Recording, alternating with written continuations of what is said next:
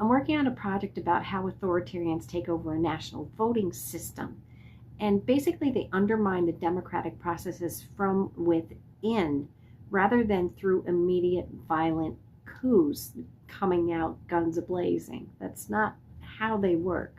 They capture independent election referees, redraw districts, restrict voter access, spread disinformation, and use legal maneuvers to suppress opposition, often using electoral authoritarianism to maintain a facade of democracy while ensuring victory. What are their tactics? I'm going to roll through these fast. They capture election referees by installing loyalists as electoral officials. They pressure election administrators and they control the bodies that certify results. They manipulate electoral rules, for instance, redrawing electoral districts to secure advantages. Think gerrymandering. They alter voter registration laws to limit participation, and they change the rules to make it harder for opposition candidates to appear on the ballot. They suppress votes and use intimidation. They use voter intimidation, restricting access to mail-in or early voting, and create administrative hurdles to discourage targeted demographics from voting.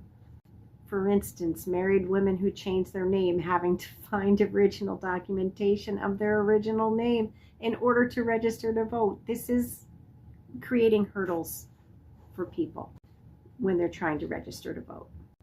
They control information and media. They arrest journalists, they go into their homes and confiscate their information. They tighten control over the media outlets using AI doctored videos.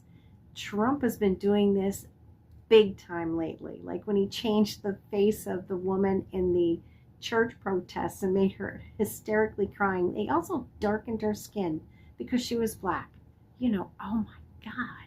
They spread massive misinformation. Trump is amazing at that, to discredit opponents and sway public opinion.